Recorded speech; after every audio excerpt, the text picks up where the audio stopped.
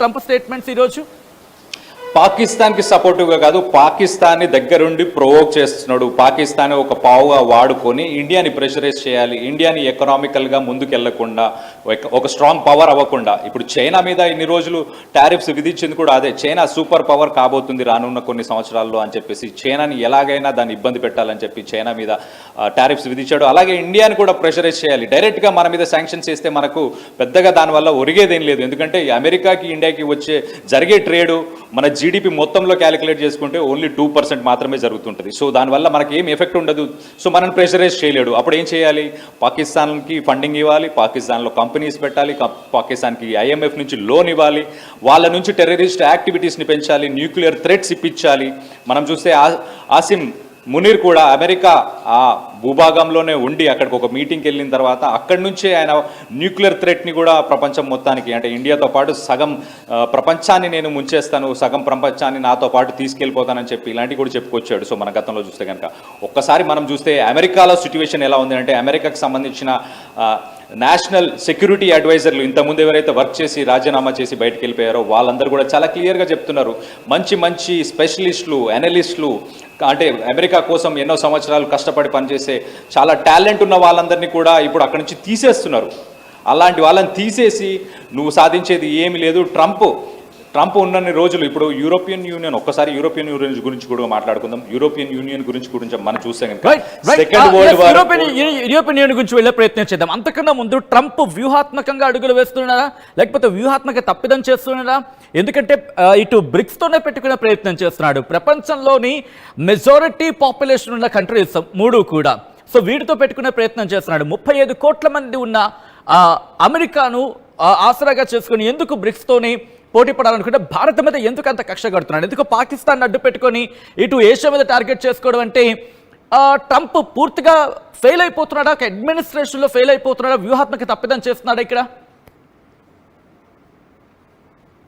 ఎందుకంటే ఆయన అడ్వైజర్స్గా ఎవరినైతే పెట్టుకున్నాడు, గోల్డ్మెన్ సచ్కి సంబంధించిన ఒక CEOని అడ్వైజర్గా పెట్టుకొని అతని దగ్గర ఇన్ఫర్మేషన్ తీసుకున్నాడు. నేను ఆంక్షలు విధిస్తే అమెరికాకి ఏమైనా ఎఫెక్ట్ ఉంటుందా ఉండదా అని చెప్పేసి వాళ్ళ అడ్వైజర్స్ తీసుకున్నాయి ఈ ఆంక్షలని విధించే ప్రయత్నం చేశాడు. కానీ దానివల్ల అమెరికాకి ఎఫెక్ట్ పడింది. అక్కడున్న నిత్యావసరాలు కానీ అక్కడున్న ఫ్యూయల్ ప్రైసెస్ కానీ ఇంక్రీజ్ అయినప్పుడు ఆయన కూడా పబ్లిక్లోనే ఒక స్టేట్మెంట్ ఇచ్చాడు. గోల్డ్మెన్ సచ్కి సంబంధించిన CEOని ఉద్దేశించి ఒక స్టేట్మెంట్ ఏమని ఇచ్చాడంటే, నువ్వు కరెక్ట్గా సజెస్ట్ చేయలేదు నాకు టారిఫ్స్ల విషయంలో, దానివల్ల మనకే ఎఫెక్ట్ పడుతుంది, నువ్వు అసలు ఈ CEO పోస్ట్లో ఉండకూడదు, నువ్వు వేరే పని చూసుకో.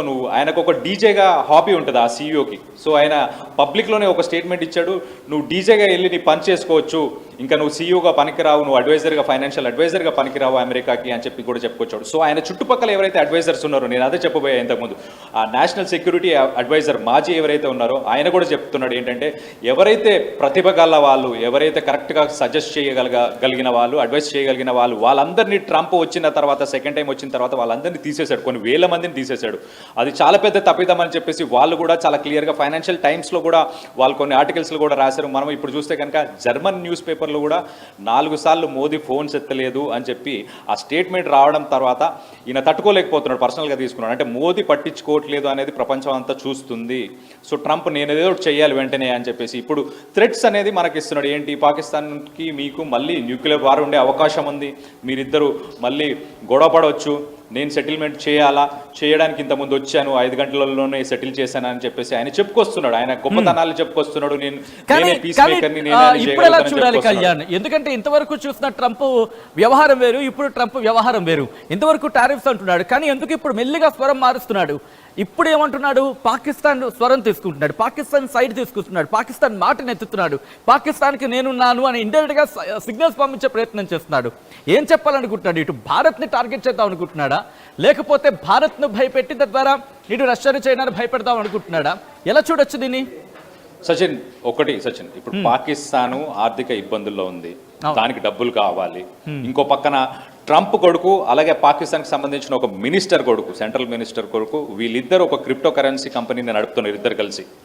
సో ఆ లావాదేవీలు, అలాగే మనని ప్రెషరైజ్ చేయడానికి వీళ్ళకేమో డబ్బులు అవసరం ఉంది, అతనికేమో జియోపొలిటికల్గా ప్రెషర్ బిల్డ్ చేయాలన్న అవసరం ఉంది, వాళ్ళ కొడుకుతో కూడా బిజినెస్ సంబంధాలు కూడా ఉన్నాయి. కాబట్టి పాకిస్తాన్ ఒక పావులాగా వాడుకుంటున్నాడు. పాకిస్తాన్ కూడా తనకు IMF నుంచి లోన్స్ కావాలి, అలాగే బ్లాక్ లిస్ట్ ఉండే ఇంతకుముందు వరల్డ్ బ్యాంక్ సంబంధించిన దాంట్లో కూడా బ్లాక్ లిస్టెడ్ ఉండే, గ్రే లిస్ట్ నుంచి కూడా బయటికి రావాలి. సో వీటన్నిటి నుంచి వాళ్ళు లబ్ధి పొందాలి కాబట్టి పాకిస్తాన్ గుడ్ టర్మ్స్లో ఉండి ఈ ట్రంప్ ఎగేసిన వెంటనే ఏదో ఒక స్టేట్మెంట్ ఇవ్వడం, మేము బాంబులు వేసేస్తాము లేకపోతే డ్రోన్స్ పంపిస్తాము అంటే మనని ఏదో ఒక రకంగా ఎప్పటికప్పుడు ఇబ్బంది పెట్టడానికి. అండ్ ట్రంప్ ఏం చేస్తున్నాడు, ఎప్పటికప్పుడు కొత్త స్టేట్మెంట్స్ ఇస్తున్నాడు. మీది ఒక డెడ్ ఎకానమీ, మీ దగ్గర ట్యాక్సులు ఎక్కువ, ఇండియా ట్యాక్స్లు ఎక్కువ, ఇండియా డెడ్ ఎకానమీ, సో దాంతో మాకు బిజినెస్ చేసే ఇంట్రెస్ట్ లేదని కూడా చెప్పుకొస్తున్నాడు. దానివల్ల మన షేర్ మార్కెట్స్ మీద అప్పుడప్పుడు ఎఫెక్ట్ కూడా కనిపిస్తుంది. మనకు ఆ ఫ్లక్చువేషన్స్ వల్ల మార్కెట్ అప్ అండ్ డౌన్ కూడా అవుతుంది. సో బేసికలీ ఏదున్నా కొన్ని రోజులే. నేను అదే పాయింట్ చెప్పబోతున్నా. లాంగ్ టర్మ్లో అసలు మనం పాస్ట్ నుంచి కనుక చూస్తే cold war, second world war అయిపోయి కోల్డ్ వార్ అయిపోయిన తర్వాత యూరోపియన్ యూనియన్కి సంబంధించిన దేశాలన్నీ వాళ్ళ ఓన్ ఆర్మీని పెట్టుకోకుండా వాళ్ళు ఏం చేశారంటే నేటో అనేది ఒకటి ఫామ్ చేసుకొని నేటో ద్వారా మనం ప్రపంచాన్ని శాసిద్దామని చెప్పేసి వాళ్ళు ప్లాన్ చేసుకున్నారు. వాళ్ళ స్వతహాగా కూడా డిఫెన్స్ని పెంచుకోలేదు. కొన్ని దేశాలు మాత్రమే. ఇప్పుడు ఫ్రాన్స్కి సొంతగా ఆర్మీ ఉంది, కానీ నెగ్లిజిబుల్, అది పెద్ద మోతాదులో ఏం లేదు. టెక్నాలజీ పరంగా కొంచెం అడ్వాన్స్డ్ ఉన్నారు కానీ. బట్ మిగతా కంట్రీస్, యూరోపియన్ యూనియన్కి సంబంధించిన ఏ కంట్రీస్ దగ్గర కూడా వాళ్ళకి ఆర్మీ లేదు, డిఫెన్స్ లేదు. సో ట్రంప్ ఇప్పుడు దాన్ని కూడా వాడుకున్నాడు. ఎలా అంటే రీసెంట్గా మనం చూస్తే కనుక వాళ్ళందరినీ యూరోపియన్ యూనియన్కి సంబంధించిన లీడర్స్ అందరినీ పిలిపించి స్కూల్లో పిల్లలందరినీ కూర్చోబెట్టినట్టు బయట కూర్చోబెట్టి దాని తర్వాత మనోడు ప్రిన్సిపల్ కూర్చొని వాళ్ళందరినీ ఎదురుగా కూర్చోబెట్టుకొని వాళ్ళతో మాట్లాడాడు. యాక్చువల్గా వాళ్ళు కూడా తెలివిగా ప్రవర్తిస్తున్నారు యూరోపియన్ యూనియన్కి సంబంధించిన వారు. ఇప్పుడు ట్రంప్కి సరే అని తల ఊపితే సరిపోతుంది. ట్రంప్ ఎక్కువ రోజులు ఉండేది కాదు కదా. దాని తర్వాత మనం నార్మల్గా మామూలే కదా అంతా. అప్పుడు గుడ్ టర్మ్స్లో నెక్స్ట్ వచ్చే గవర్నమెంట్తో ఉందాం కదా అని అనుకుంటున్నారు. కానీ యాక్చువల్లీ యూరోపియన్ యూనియన్ చేసిన మిస్టేక్ ఏంటంటే వాళ్ళ ఓన్ డిఫెన్స్ని, ఆర్మీని పెట్టుకోకపోవడం వల్ల ఇప్పుడు ట్రంప్ నాటోకు సంబంధించిన ఫండ్స్ అన్ని కూడా ఆయన చేతిలో ఉన్నాయి. ఆయన వాడుకుంటాడు, ఆయన ఇష్టం వచ్చినట్టు వాడుకోవడానికి ఉంది. అండ్ వాళ్ళందరికీ కూడా డిఫెన్స్, సెక్యూరిటీ అవన్నీ ఇవ్వడానికి కూడా డబ్బులు యూరోపియన్ యూనియన్ నుంచి పిండుతున్నాడు. యూరోపియన్ యూనియన్ ఆల్రెడీ లాస్ట్ టైంలో చెప్పుకోవడం, మీరు డిఫెన్స్ బడ్జెట్ని పెంచండి, డిఫెన్స్ బడ్జెట్ని పెంచడం మీకు అవసరం లేకపోతే ఒకవేళ మీరు కనుక పెంచకపోతే దాని పర్యవసానాలను ఫేస్ చేస్తూ ఉంటుందంటూ కూడా చెప్పుకొచ్చిన సందర్భం. సో ఇక్కడ నుంచి మళ్ళీ second world war, cold war అయిపోయిన తర్వాత యూరోపియన్ యూనియన్ చేసిన మిస్టేక్ ని ట్రంప్ ఇప్పుడు పట్టుకున్నాడు, గట్టిగా పట్టుకొని వాళ్ళ దగ్గర డబ్బులు పిండుతున్నాడు. వాళ్ళ దగ్గర నుంచి డబ్బులు వాళ్ళకి థ్రెట్స్ ఇస్తున్నాడు. లేకపోతే వాళ్ళకి ఎలాగో డిఫెన్స్ ఆర్మీ లేదు కాబట్టి ఇప్పుడు రష్యా ముందుకు జరుగుదామన్న ఉద్దేశంతోనే ఇప్పుడు యుక్రెయిన్లో కానీ లేకపోతే ఇటు పోలాండ్, ఫిన్లాండ్ ఇటు సైడ్ కూడా జరిగే అవకాశం ఉంటుందని భయపడుతున్నారు యూరోపియన్ యూనియన్ వాళ్ళు. అందుకు ట్రంప్కి తలొగ్గి ముందుకెళ్తున్నారు. సరే ఇప్పుడు మనం ఓకే తల ఊపుదాము, నెక్స్ట్ గవర్నమెంట్ మారిపోతుంది కదా తర్వాత అన్న ఉద్దేశంలో ఉన్నారు. మనం చూస్తే ఆ మీటింగ్ జరిగింది అయితే చాలా హాస్యాస్పదంగా ఉంటుంది. వాళ్ళందరూ వరుసగా యూరోపియన్ యూనియన్కి సంబంధించిన లీడర్స్ అందరూ ఇంక్లూడింగ్ జెలెన్స్కీ కూడా వరుసగా కుర్చీలో కూర్చొని ఉంటారు, బయట హాల్లో వెయిట్ చేస్తుంటారు. ప్రిన్సిపల్ని కలవడానికి స్కూల్ స్టూడెంట్స్ ఎలా వెయిట్ చేస్తారో అలాంటి ఒక సిచ్యువేషన్ మనం చూసాము. సో ఇలాంటి పరిస్థితి ప్రస్తుతానికైతే ఉంది.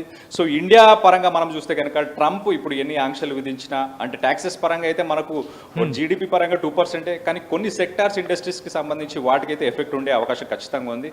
బట్ దానికి స్టేట్ గవర్నమెంట్స్ అలాగే సెంట్రల్ గవర్నమెంట్స్ దానికి సంబంధించి పాలసీ మేకింగ్ తీసుకొస్తున్నారు. ఆల్రెడీ సబ్సిడీస్ని కూడా తీసుకొస్తున్నారు. వాళ్ళకి ఎలక్ట్రిసిటీ కావచ్చు లేకపోతే ఇంకేమైనా, అండ్ ఇంట్రెస్ట్ లేని లోన్స్, క్యాపిటల్కి కొలాటరల్ లేని లోన్స్ని కూడా తీసుకొస్తున్నారు. అంటే వాళ్ళకు ఇన్వెస్ట్మెంట్ పర్పస్లో కానీ మిగతా లోన్స్ పర్పస్లో వేరే బిజినెస్లు కానీ, బిజినెస్ ఎక్స్పాన్షన్ కానీ. ఎందుకంటే ఇంటర్నేషనల్ మార్కెట్లో ధరల్ని తట్టుకోవడానికి దానికి కాంపిటేటివ్గా మనం ఉండాలి కాబట్టి దానికి తగ్గట్టే చేస్తున్నారు. అలాగే బిజినెస్ చేయడానికి, ట్రేడ్ చేయడానికి కూడా దాదాపు 40 దేశాలతోనే మోదీ మాట్లాడుతున్నారు ఆల్రెడీ. అంటే ఇటు ఆఫ్రికాకి సంబంధించిన కొన్ని దేశాలు, అలాగే సౌత్ అమెరికాకి సంబంధించిన దేశాలు కానీ, లేకపోతే ఇటు ఈస్టర్న్ కంట్రీస్, వీటన్నిటితో కూడా ఇప్పుడు డిస్కషన్ నడుస్తూనే ఉంది ఆల్రెడీ. సో ప్రత్యామ్నాయాలను ఆల్రెడీ ట్రంప్ పిచ్చోడు చేతిలో ఒక రాయి, వాడిని కూర్చోబెట్టడం తప్పు చేశామని చెప్పేసి అమెరికన్స్ కూడా